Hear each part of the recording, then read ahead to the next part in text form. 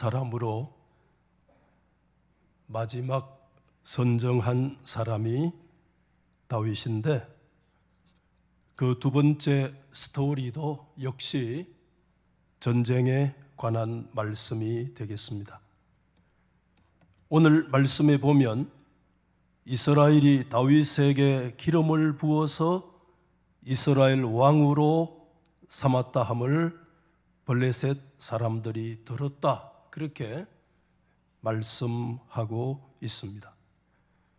여기에서 다윗을 이스라엘 왕으로 삼았다라고 하는 것은 다윗이 이스라엘 전체 12지파의 왕으로 비로소 등극했다라고 하는 사실을 말씀하고 있습니다.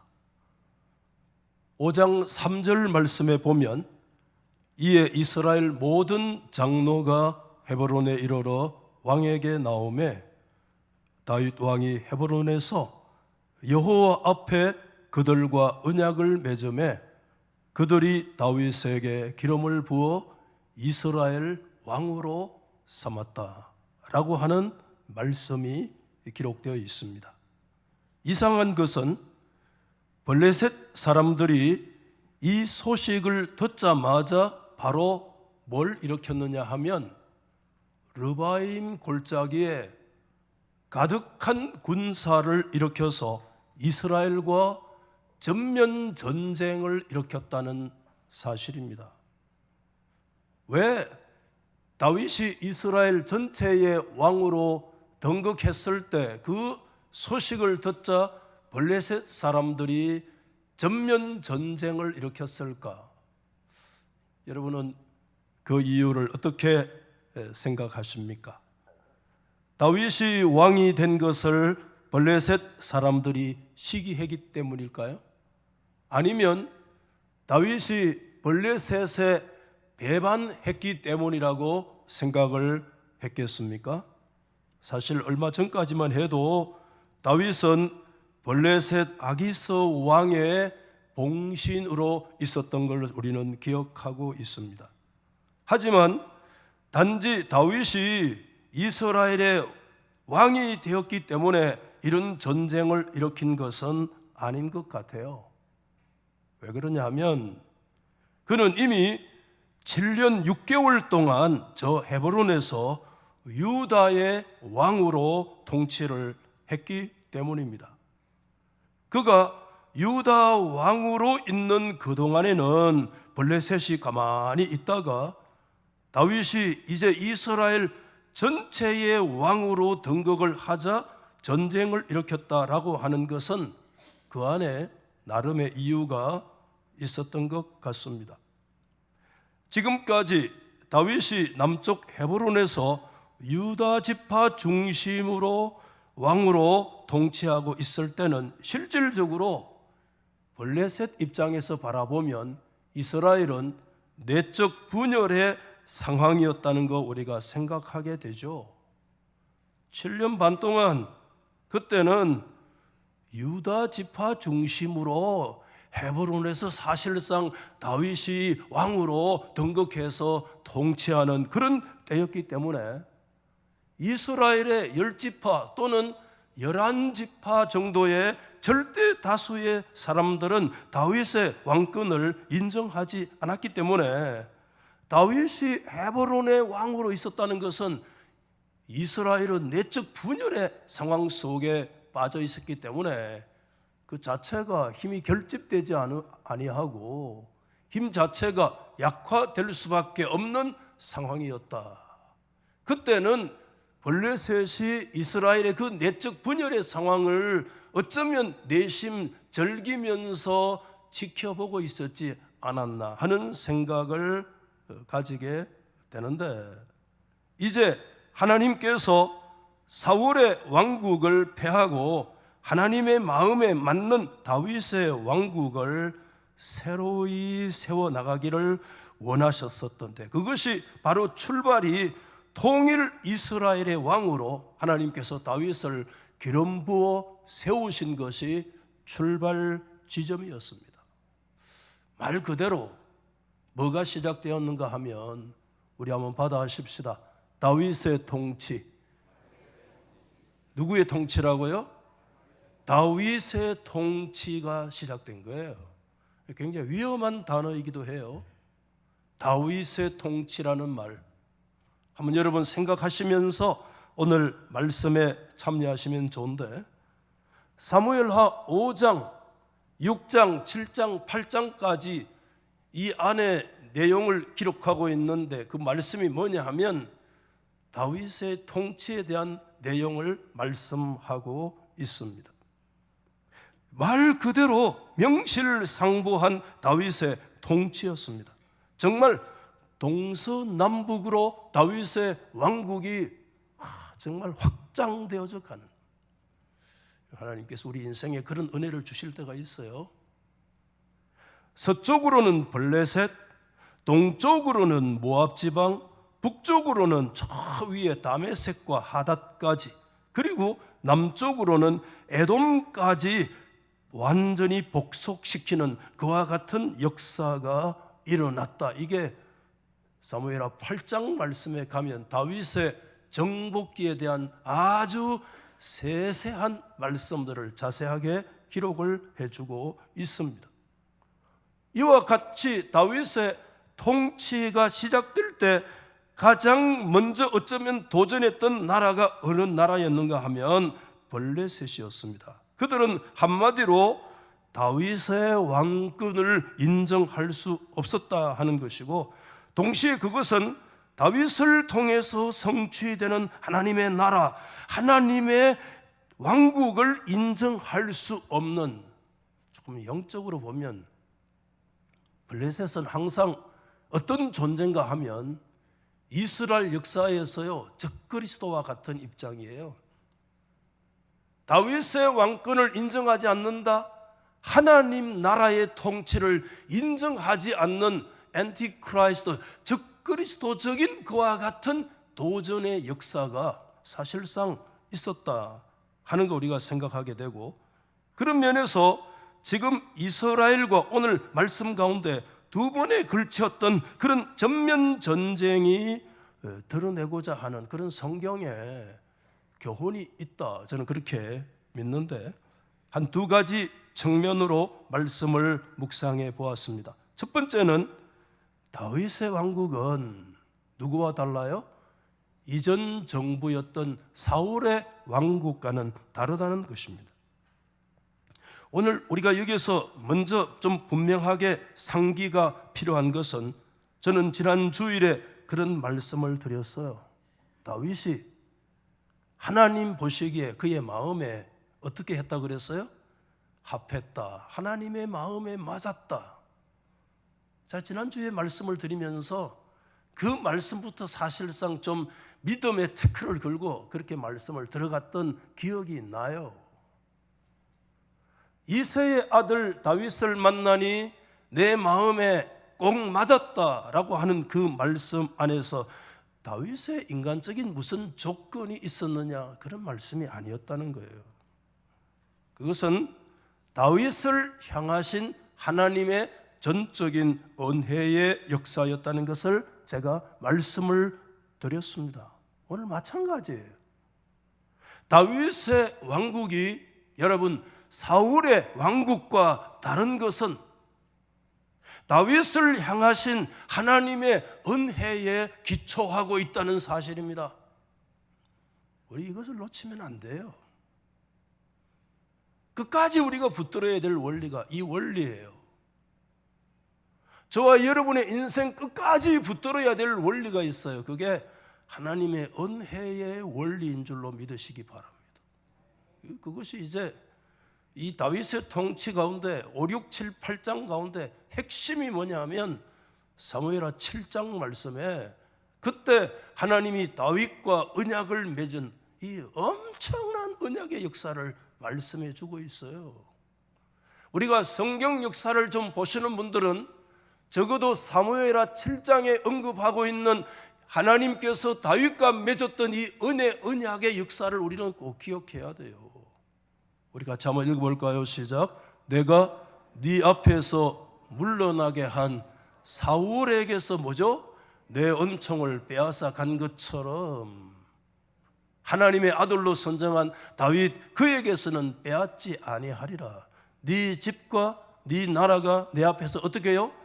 영원히 보존되고 너의 왕위가 영원히 견고하리라 하셨다 하라. 하나님이 누구를 통해서 주신 거냐면 나단 선지자의 거룩한 신탁을 통해서 하나님은 다윗과 언약을 맺으셨는데, 이 다윗의 언약은 무슨 언약이냐 하면 무조건성의 언약입니다. 영원성이라는 특성을 갖고 있습니다. 조건 없는 언약이요, 그 언약은 일시적인 언약이 아니라 영원한 언약이다 라고 하는 두 가지 큰 특징을 우리 가운데 말씀하고 있습니다. 이것은 무슨 특징이냐면 하나님의 은혜의 특징이 두 가지입니다. 은혜의 역사는 조건성이 없습니다. 무조건적인 것입니다. 아멘. 그것은 일시적이지 않습니다. 하나님의 은혜는 영원한 은혜, 언약인 줄로 믿으시기 바랍니다. 여기에 뭐가 기초하고 있는가 하면 다윗의 삶과 다윗의 왕국이 어디에 기초하고 있느냐? 하나님의 은혜 언약에 기초하는데, 그 은혜 언약의 영원성과 조건 없음과 그 위에 기초하고 있어요. 우리가 어디에 기초하고 있는가? 내 안에 뭐 누구보다 상대적인 그거 좀 내려놔. 그 예수 믿는 사람 아니라 하나님의 조건 없이 나를 사랑하시는 하나님의 은혜, 내가 약하고 힘들 때도 나를 버리지 아니하시고 때로는 인생 막대기와 채찍으로 네가 죄질 때 하나님이 징계하지만 너에게서 나의 은총을 빼앗지 아니하시는 하나님의 그 영원하신 무조건적인 그런 은혜 위에 하나님의 나라가, 하나님의 백성들이 서 있는 거 여러분 믿습니까? 여기에 서 있다는 거예요. 이 하나님의 은총의 구체적인 적용으로 나타나는데, 그게 하나님께서 그때 7장 사무엘하 9절 말씀에 전쟁에서 어떻게 하시겠다고 말씀했는데, 네가 가는 곳마다, 다윗입니다, 다윗 네가 가는 곳에서 내가 너와 함께 있어 임마누엘 네 모든 원수를 네 앞에서 멸하였은즉 땅에서 위대한 자들의 이름같이 너의 이름을 위대하게 만들어 주리라. 여러분, 오늘 이 말씀을 깊이 우리가 새길 수 있기를 바라요. 내가 위대하게 되리라가 아니라 너의 이름을 내가 위대하게 만들어 주리라. 아멘 좀 하세요. 그게 하나님의 은총이에요. 그래서 이걸 바울은 나의 나된 것은 하나님의 뭐라고 그랬어요? 은혜라고 그랬어요. 이거를 놓치면 그때부터 우리 그리스도인들은 그리스도인이 아니에요. 이게 무너지면 아무것도 아니야. 네가 어느 곳에 가든지 내가 너와 함께하고, 네가 누구와 붙든지 간에 네 전쟁에서 반드시 그 원수를 네 손에 붙여서 너로 하여금 승리케 하리라. 하나님이 그의 이름을 위대하게, 다윗의 용맹이 있는 게 아니에요. 용맹 이전에, 그의 전략 이전에, 그의 지략 이전에, 그의 경영 철학 이전에 그를 향하신 하나님의 은총의 결과였다는 것입니다. 그래서 아까 말씀드린 사무엘하 8장에 정복기에 드러나요. 동서남북으로 다윗이 나가는데 수많은 전략을 치룰 때마다, 다윗이 전쟁을 치룰 때마다 백전백승합니다. 뭐 때문에요? 다윗의 용맹 지략 아니야. 성경은 그걸 그렇게 기록하지 않았어요. 두 번에 걸쳐서 다윗의 그 정복기에 8장 6절에도 14절에도 두 번 똑같은 말씀이 있는데 우리 같이 한번 읽어봅시다. 시작. 다윗이 어디로 가든지 여호와께서 이기게 하셨다. 아멘 하십시다. 저와 여러분이 뭘 하든지 하나님이 이기게 하신 것이 여호와 하나님이신 줄 믿습니까? 하나님이 다윗으로 하여금 이기게 하신 것입니다. 여러분, 이것은 하나님께서 다윗을 향한 무조건적인 언약이며 영원하신 하나님의 은혜, 언약의 기초 위에 그가 하는 전쟁이, 어떤 전쟁이 동서남북 모압이든 에돔이든 암몬이든 어떤 족속들을 만나든, 심지어 저 남쪽에서부터 저 북쪽 하맛 어구까지 어떤 존재가 그를 향해서 도전해 온다고 할지라도 여호와께서 이기게 하시리라.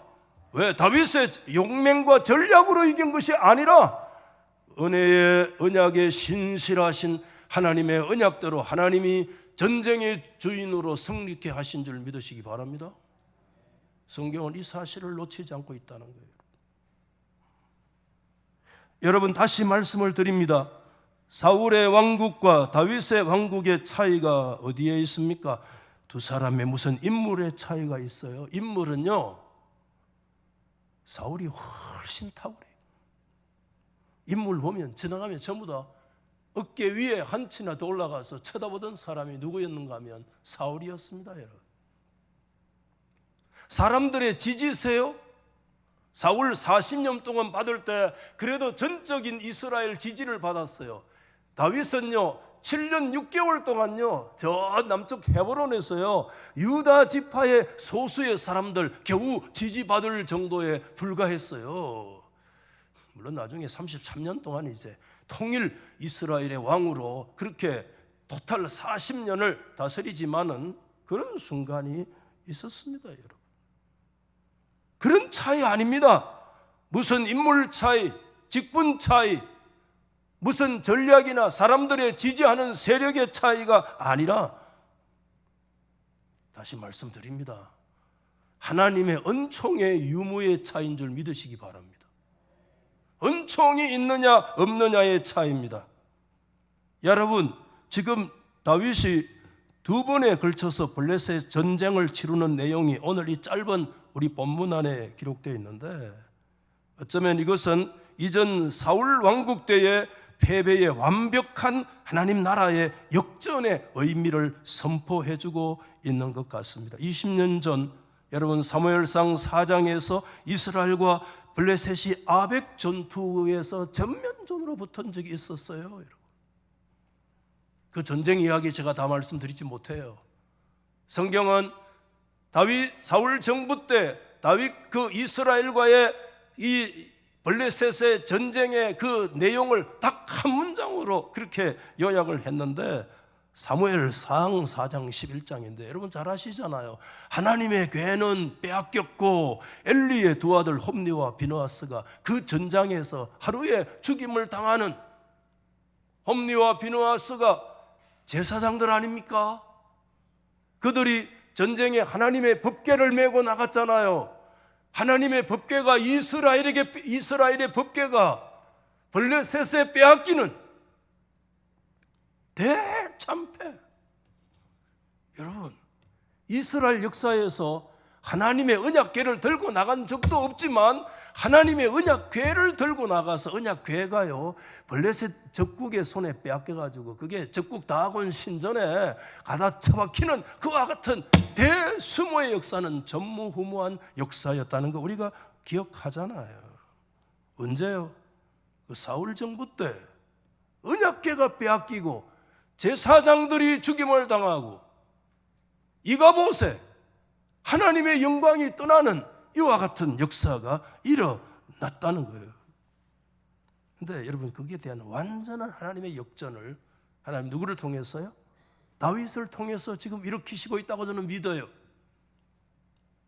그리고 뭐로 드러나고 있느냐? 오늘 말씀 한 문장 21절 말씀에 보면 이번 전투에서요 1차 전쟁에 거기서 블레셋 사람들이 그들의 뭐를 버려요? 우상을 버렸으므로 다윗과 그의 부하들이 치웠다.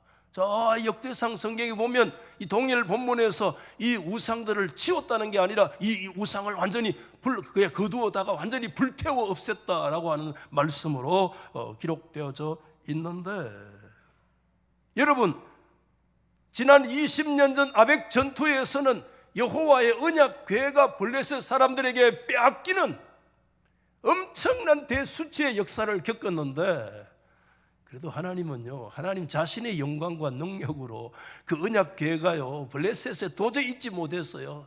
새 수레에 실어서 벳세메스로 하나님의 영광을 하나님 스스로 회복해서 찾아 올라오는 그런 역사가 일어났잖아요.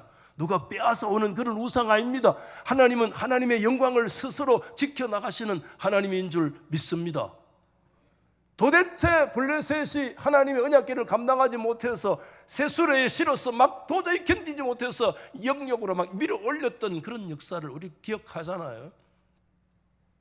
그런데 지금 이스라엘이 과거에 그런 대수모의 역사가 있었다고 한다면 지금 블레셋은 어떤 역사냐 하면 얼마나 대참패를 했던지 블레셋이 자기들의 신상을 다 뭐냐 하면 버리고 도망갔다, 이렇게 우상을 버렸다는 말씀입니다. 여러분, 고대의 전쟁은 단지 군사와 군사대 전쟁이 아니에요. 물론 있지만은 그 이전에 그 나라와 그 나라들의 수호신과 수호신과의 전쟁이에요. 그래서 반드시 전쟁에 나갈 때 그들은 그들의 신상을 들고 나가요. 왜냐하면 그들의 신상이 그들보다 먼저 앞서가서 원수들을 제압한다고 믿는 그들 나름대로의 신앙 때문에 그렇죠, 여러분. 그래서 전쟁에 나가가지고 만약에 패했다 그러면 두 가지는 꼭 챙겨야 돼요. 하나는 자신의 왕의 신변을 끝까지 확보해야 되잖아요. 왕을 지켜야 되고, 반드시 왕과 더불어서 끝까지 책임져야 되는 게 뭐냐면 자신들의 신상이에요. 이 두 가지는 반드시 챙겨가지고 와야 돼요. 그런데 이 사람들이 얼마나 급했던지 지금 뭐를요? 자신들의 신상도 챙기지 못하고 그냥 줄다름치고 도망갔다는 대참패 역사를, 하나님만이, 이스라엘의 하나님만이 진정한 신이요 왕이시라는 것을 온 만방에 증거하는 역사이기도 합니다. 아멘.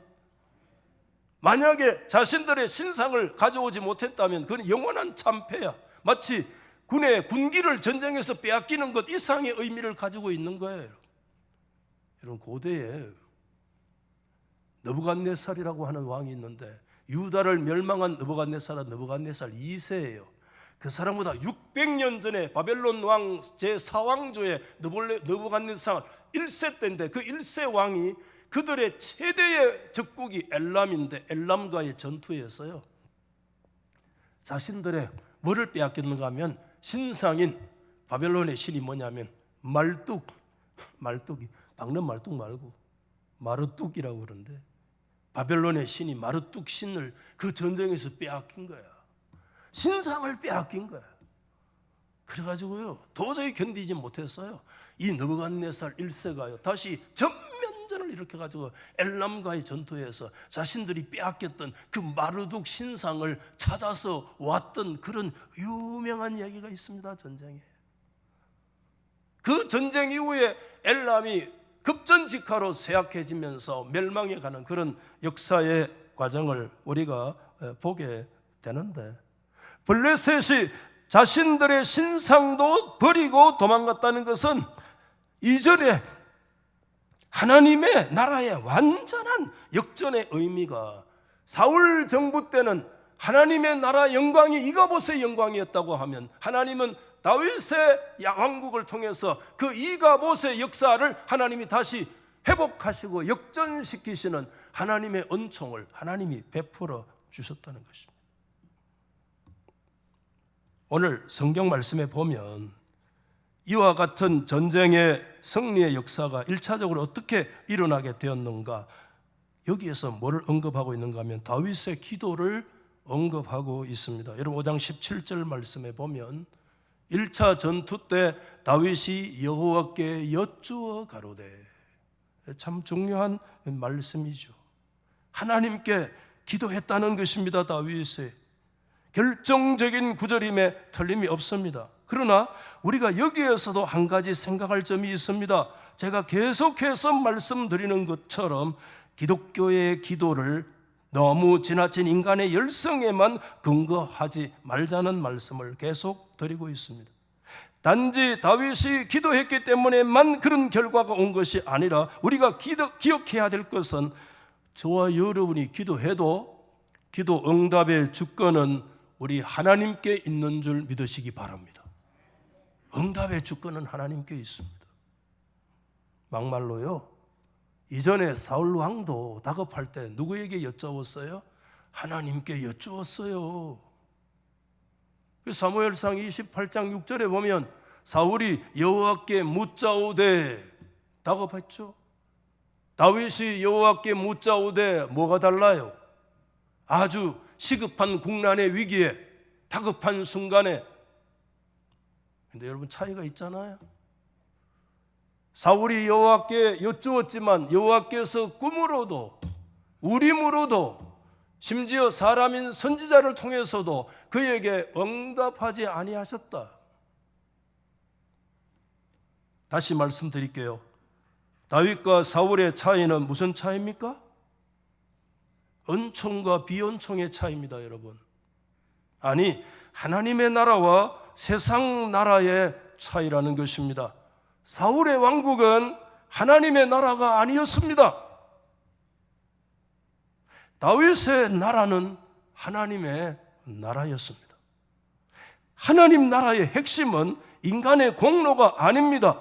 철저하게 그 중심에는 뭐가 자리 잡고 있는가 하면 하나님의 은총, 하나님의 은혜가 자리 잡고 있는 줄 믿으시기 바랍니다. 이것을 여러분 놓치지 마십시오. 지금 하나님께서요, 어떤 형태로든지 여러분에게 말씀하고 계십니까? 하나님이 어떤 형태로든지 하나님의 말씀을 여러분들이 듣고 있으면 한번 아멘 하실까요? 하나님께서 어떤 형태로든지 꿈에 아무개야 이거 말고 어떤 말씀을 보든지, 설교를 듣든지, TV에 어떤 설교의 말씀을 듣든지, 누구를 만나서 하든지, 어떤 방편을 통해서든지 하나님이 여러분에게 지금 말씀하고 계신다고 믿으시면 아멘. 그것은 어떤 자리에 있는가 하면 저와 여러분이 은총의 자리에 있는 순간임을 기억하시기를 바랍니다. 아멘. 저와 여러분들이 우리의 기도가 부족할 때가 많잖아요.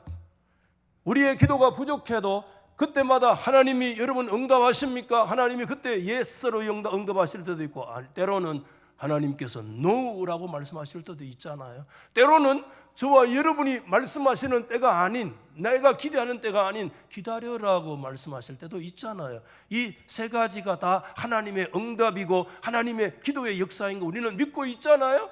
예스를 하든지 노를 하든지 아니면 하나님께서 기다리라고 말씀하시든지 어떠한 형태로든지 하나님이 지금 저와 여러분과 관계하고 계시는 걸 여러분 믿으십니까?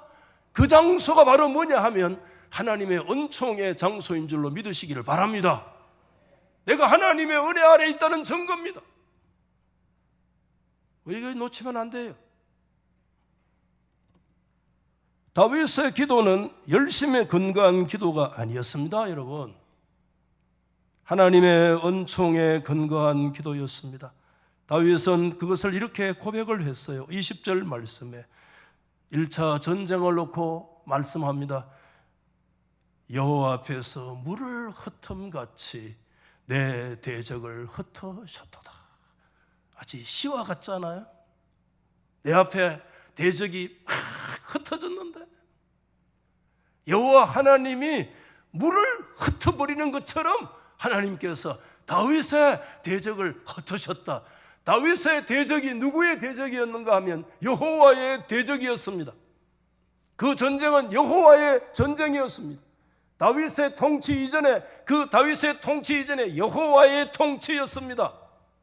다윗의 나라는 하나님의 나라였습니다.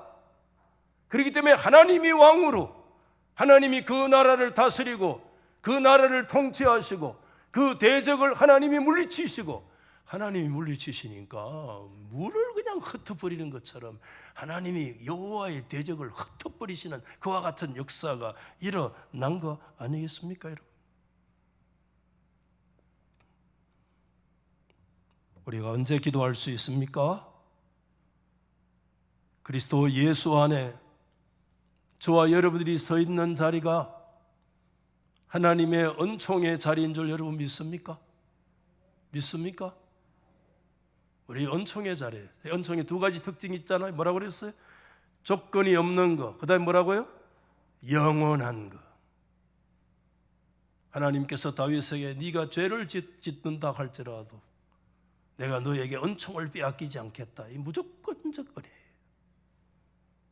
우리가 부족해도 그리스도 예수 안에 저와 여러분들이 서 있는 이 은총은 하나님의 조건 없는 하나님의 무조건적인 은혜의 역사며 우리에게 베푸신 그리스도 안에 있는 이 은혜는 영원한 은혜 위에 우리가 서 있는 줄 다시 한번 믿으시기 바랍니다. 로마서 8장에서 사도 바울은 이렇게 고백했잖아요. 누가 우리를 그리스도의 상에서 끊으리요? 환난이나 곤고나 박해나 기근이나 적신이나 위험이나 칼 같은 것. 그러나 이 모든 일에 우리를 사랑하시는 이로 말미암아 우리가 넉넉히 이기느니라. 하나님의 은혜의 언약 위에 있는 사람들이 하나님의 은혜를 붙들고 우리는 뭐 할 수 있는가 하면 하나님께 기도할 수 있습니다. 두 번째는 오늘 이 전쟁은 다윗의 왕국은 세상 왕국들과도 다르다는 것입니다. 여러분 사무엘하 5장에서 8장까지는 제가 말씀드린 대로 다윗의 통치라고 그랬습니다. 굉장했습니다. 다윗의 통치 이절을 한번 보십시오. 다윗의 통치. 여러분 이게 굉장한 긍정적인 요소가 있는데 긍정적인 요소가 있는 것처럼 이 다윗의 통치라는 말에는 굉장히 부정적인 요소도 항상 함께 맞물려 들어간다는 걸 놓쳐서는 안 됩니다. 다윗의 통치가 여호와의 통치가 될 때 다윗의 왕국이 하나님의 왕국이 되는 줄 믿습니다. 그런데 다윗의 통치가 하나님의 통치 없이 말 그대로 다윗의 통치가 되어질 때 이 다윗의 통치는 굉장히 위험한 인간이 극에 달해 있을 때 인간이 완전한 승리를 가져왔을 때 그것은 굉장한 긍정적인 하나님의 축복의 요소임과 동시에 그때 동시에 뭐가 있느냐 하면 그 하나님의 은총과 그 하나님의 축복과 그 하나님의 통치가 그 한 인간의 극한 역사가 하나님의 은혜를 잊어버릴 때 굉장히 위험한 것입니다.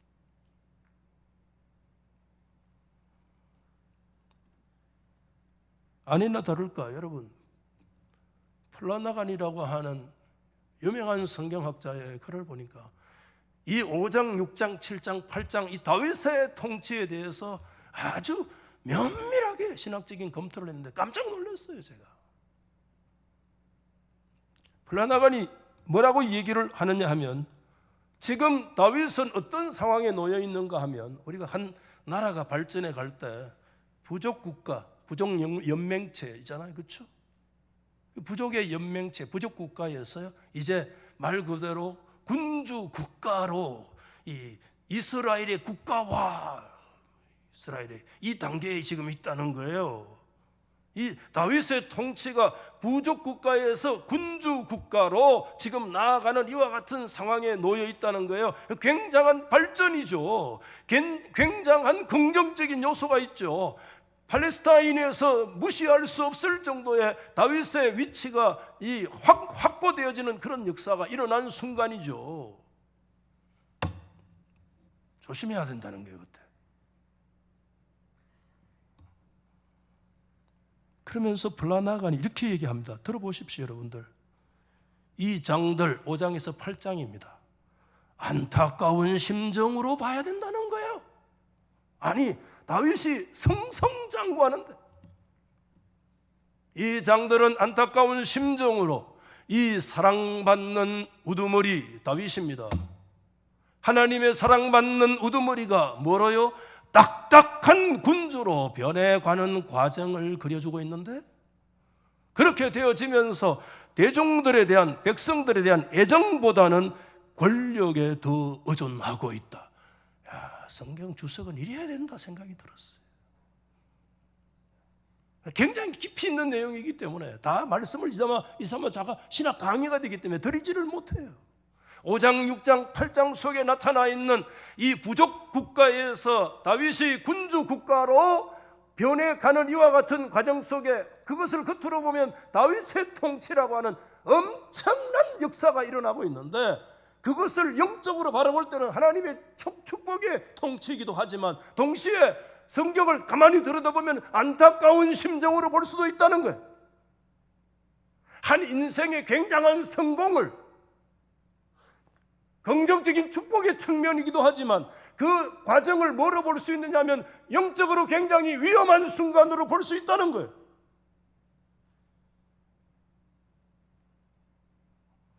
사랑의 사람이 딱딱한 사람으로 군주로 바뀌는, 사랑과 은혜와 애정보다는 자신의 힘과 권력과 지위의 포지션에 의존하는, 여러분 이것을 저는 이렇게 해석하고 싶어요. 이것은 다윗 왕국의 제국화, 다윗 왕국의 열방화, 다윗 왕국의, 이것은 뭘 얘기하느냐 하면 국가 이데올로기화. 좀 어려운 말입니까? 여러분 이전에 모세 시대나 여호수아나 그 이후에 사무엘 선지자 누구를 통해서도 이스라엘의 제국의 정신을 말씀하신 적이 한 번도 없어요. 이스라엘은 제국을 추구해야 될 나라가 아닙니다. 이스라엘은 하나님의 나라를 추구해야 됩니다. 이스라엘의 진짜 왕은 하나님이신 줄 믿으시기 바랍니다. 그 이전에 누구도 제국의 정신으로 나아간 적이 없습니다. 나단 선지자가 지금 다윗에게 제국으로 갈 수 있는 문을 열어주고 자유를 열어주고 있는 거 사실이에요. 사랑의 우두머리가 딱딱한 군주로 나아가는 이와 같은 역사가 있을 수 있다는 거예요. 조심해야 된다는 거예요. 다윗의 정부가 제국의 이데올로기, 국가 이데올로기에 빠져서 제국의 정신에 함몰되어지는 징후가 오늘 이 말씀을 보니까 여러 가지 나오더라고요. 첫째는 다윗이, 여러분, 왕질, 질하는 거 있잖아요. 뭐 하기, 선생님들 미안하면 선생질하면 또 너무 비하하는, 목사질 뭐 이런. 다윗이 오늘 이 성경의 전를 읽으면 왕질을 굉장히 즐겨요. 왕질을 즐겨요. 말 그대로 이제 왕처럼 행동하는 거예요. 왕처럼. 이게 문제예요. 다윗은 그 위에 왕이 있는 걸 기억해야 돼. 이게 열방과 차이가 있어요.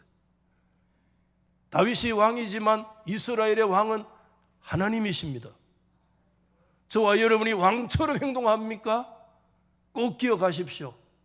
그 위에 진짜 왕이신 살아계신 하나님이 계시는 걸 기억하시기 바랍니다. 그러므로 사장들이여, 높은 관리들이여, 통치자들이여, 당신 머리 위에 진짜 관리자 사장이 있는데 하늘에 사장이 계신다, 하늘에 관리자가 계신다, 하나님이 계신다는 거 기억해라. 아멘. 그렇게 말씀하셨잖아요. 내가 뭘 지금 하는 걸 즐기고 진짜 왕 노릇하는 걸 즐기고 왕처럼 내가 이제 행동하기 시작하는 것이 이게 다윗 정부의 이 제국화의 이게 길이고 열방화 세속화의 조짐입니다. 여인들을 많이 거느리고 저 히람의 도움을 받아서 왕궁을 짓고 동서남북으로 영토가 확장되어지는, 말 그대로 다윗의 권력은 그 누구도 깔볼 수 없는 엄청난 지위를 표시해서 그 사람이 말하면 무시할 수 없는 그런 자리에 어느덧 우뚝 서게 된 거라는 거예요. 그래서 그 자리가 즐거운 거예요. 그 자리를 즐기는 거예요. 마치 그 자리에 내가 왕인 것처럼. 다윗이 왕이 아닙니다. 우리가 왕이 아니에요. 우리의 왕은 하나님이세요. 구약이나 신약이나 정부가 다르고 시대 민주주의 무슨 사회 체제가 달라도 원리는 동일해요. 만왕의 왕이요 인생의 왕이신 하나님은 우리 사랑의 우리의 왕이신 분은 하나님뿐 계신 줄 믿습니다. 우리는 그분 밑에 있는 한 수종자에 불과하다는 걸 인생에서 놓치면 안 됩니다. 왕지를 즐기면 안 됩니다. 사랑의 우두머리가 딱딱한 군주로 변해가는, 제국화되어져 가는, 애정보다는 권력에 더 의존해가는,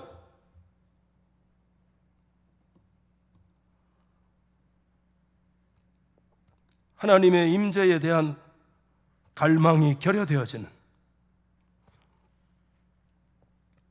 제가 좀 너무 나은 것 같아요. 왜냐하면 아직까지는 다윗은 다행히 그 정도까지는 오늘 본문 안에 가지 않았기 때문입니다. 그 어디서 알 수 있는가 하면 23절에 보니까 여러분, 다윗이 여호와께 여쭈어 이러시되, 이렇게 말씀했어요. 여러분, 이게 블레셋과의 두 번째 전면 전쟁이 또 발생했는데, 여러분, 두 번째 전쟁은 첫 번째 전쟁의 말 그대로 판박이었습니다.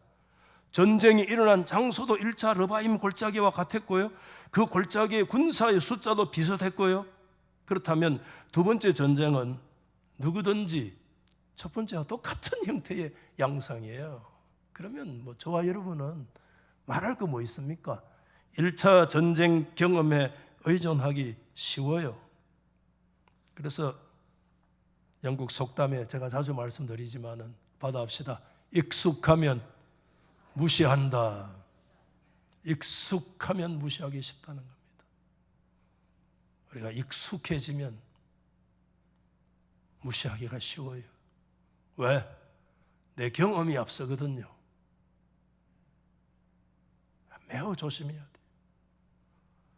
여러분, 다시 말씀드리는 것, 이것은 이스라엘의 제국하며 열방하인 것이며, 오늘 교회로 말하면 교회의 세속화의 역사를 말하는 것이며, 오늘 우리의 신앙의 세속화를 얘기하는 것이며, 더 이상 우리의 중심에 하나님의 통치가 이루어지지 않는, 대신 무수한 전쟁의 경험과 세상의 경영 철학과 국가 이데올로기가 와서 그들의 중심에 자리 잡게 되어지는, 어쩌면 지금 하나님은 다윗을 달아보고 계시는지 몰라요. 그러나 다윗은 그때 하나님의 시험에 넘어지지 않았습니다. 그때도 그는 하나님께 여쭈었기 때문입니다. 만약에 1차 전쟁과 똑같은 전쟁이라고 해서 두 번째 전쟁 때 여호와의 뜻을 여쭤보지 않았다면 큰일 날 뻔했습니다. 전쟁의 양상은 1차와 동일했지만 하나님의 신탁의 대처 방식은 전혀 달랐기 때문입니다. 하나님의 기상천외한 하나님의 뜻이 선포되어졌습니다. 도대체 이해할 수 없는 말씀이 주어진 거예요. 그게 24장 상반절에 여러분 기가 막히는 말이 있어요. 이게 무슨 말씀이냐면, 뽕나무 꼭대기에서 사람 걸음 걷는 소리가 들리거든 공격해라. 이 도대체 무슨 구절이냐 이게. 우리가 지금 성경이 개역 개정판인데, 개역판에서 개역 개정판으로 지금 한 10여 년 넘었죠. 이제 왔는데,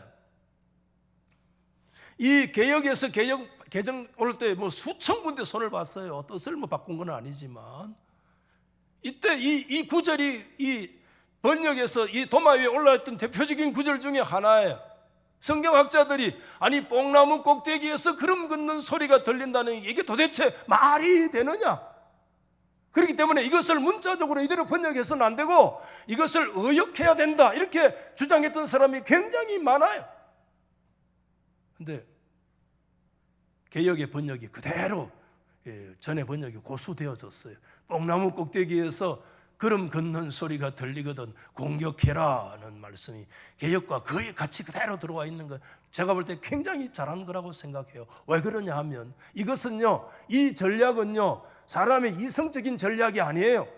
이 전략은요 사람의 머리에서 나온 전략이 아니라 이건 전적인 하나님께로부터 나온 하나님의 전략이기 때문에 그렇습니다. 여러분, 그 성경학자들이 이걸 들여다보니까 이게 말이 되느냐고, 좀 의역을 해야 되지 않느냐고, 의역해서 안 되는 얘기예요. 오늘 말 그대로 하나님이 주시는 하나님의 전략이에요.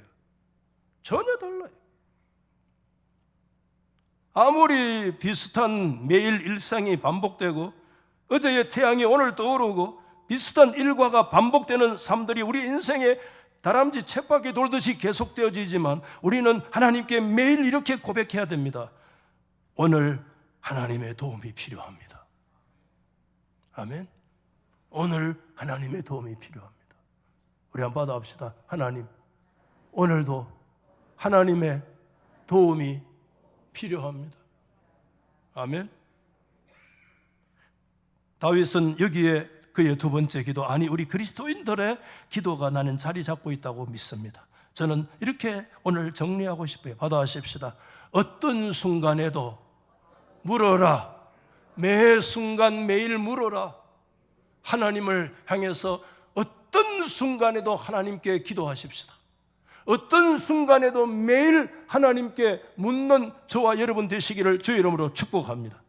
우리는 너무 익숙해서 마귀에게 당합니다. 너무 잘한다고 생각해서, 너무 쉽다고 생각해서, 다 안다고 생각해서, 내 생각이 다 옳다고 생각해서, 내가 모든 상황을 파악하고 있다고 생각해서 아닙니다. 우리는 수백 번, 수천 번 예배를 드려도 오늘 하나님 앞에 처음 드리는 것처럼 다시 하나님의 은혜를 사모하며 드릴 수 있는 여러분 되시기를 주의 이름으로 축복합니다. 이것이 중요합니다. 내 생각과 내 경험을 뛰어넘는 하나님의 음성 앞에 우리 모두가 서야 합니다. 그때 어제와 같은 오늘이 우리 가운데 와도 어제의 은혜와 다른 오늘의 새로운 은혜로 하나님이 채워주실 것입니다. 어제 1차 전쟁에는 전면 전쟁, 정면 도전이었다면 2차 전쟁은 아니었어요. 뒤에 기습 공격이었어요. 달랐어요. 하나님의 뜻이 전혀 달랐어요. 같은 전쟁, 같은 양상, 같은 장소에서 같은 규모의 전투가 똑같이 일어난다고 할지라도 하나님의 뜻이 달랐어요. 그러므로 매 순간 하나님의 백성들은 물어야 돼요. 하나님께 매일매일 오늘도 하나님의 은혜가 필요합니다. 말씀 마치겠습니다. 마지막 다시 질문합니다. 누가 기도할 수 있습니까, 여러분? 저는 그렇게 믿어요. 은총의 사람들만이 기도할 수 있습니다. 우리는 그리스도 안에서 은총의 사람들입니다. 아니, 저와 여러분이 서 있는 나라는 은총의 나라입니다. 심지어 우리의 허물과 죄조차도 하나님의 은총을 능가하지를 못합니다. 우리를 향하신 하나님의 그 사랑에서 그 무엇도 우리를 끊어내지를 못합니다. 그렇기 때문에 하나님은 우리 은총의 사람들의 기도를 소중히 여기십니다. 한 번 더 질문합니다. 누가 기도할 수 있습니까? 매일매일 하나님의 은총을 기대하는 자들만이 하나님께 기도할 수가 있습니다. 조용히 우리가 다시 자신에게 질문해야 됩니다. 나는 혹시 지금 다윗의 길을 걸어가고 있지 않는가? 내 안에 지금 부족국가에서 제국의 길로 들어가는 이스라엘의 그 제국화와 이스라엘의 그 열방화와 이스라엘의 그 세속화의 길들이 내 안에 일어나고 있지 않는지 저 자신도 깊이 들여다봐야 이 말씀을 통해서 사랑의 우두머리가 딱딱한 군주로 변해가고 있지는 않는지, 이게 내 안에 제국화가 일어나고 있는, 내가 진짜 왕질하고 내가 진짜 왕처럼 되어지고 하나님을 우리의 왕국에서 몰아내고 다윗의 통치가 여호와의 통치가 되는 것이 아닌 다윗의 통치가 말 그대로 다윗의 통치로 전락해버리는 국가 이데올로기화 되어지는, 열방화 되어지는 이와 같은 과정들이 우리 속에는 없는지 우리 자신을 깊이 하나님 앞에서 들여다보기를 소망합니다. 그때 우리는 하나님 앞에요 겸손하게 은총의 자리에 다시 설 수가 있습니다. 그 겸손한 길에 설 때만이요 우리는 평생 하나님께 기도할 수 있습니다. 하나님 앞에 겸손의 자리에 설 때만이, 은총을 구하는 자리에 설 때만이, 하나님 오늘도 하나님의 은혜가 아니면 아무것도 아닙니다. 내 안에 제국화의 길이 일어나고 내 안에 탁탁한 군주의 길을 걸어가고 왕지를 즐기고 그 포지션을 즐기고 그것을 주장하고 그것에 마땅히 그것을 당연시하는 은총이 내 안에 사라지는 이 제국화의 역사들이 내 안에 사라진다면 나는 망합니다. 하나님, 나는 오늘도 엎드려서 하나님의 도움이 필요합니다. 하나님의 은혜가 필요합니다. 그 겸손의 자리에 은혜의 자리로 서는 자들만이 하나님께 기도할 수 있는 줄 여러분 믿습니까? 오늘 우리 모두 다 내 안에 있는 조금이라도 있는 것들을 뽑아내고 하나님의 은총의 자리로 다시 돌아가는 저와 여러분 될 수 있기를 예수 이름으로 축원합니다. 우리 가슴에 한번 손을 얹고 우리 자신을 한번 돌아봅시다.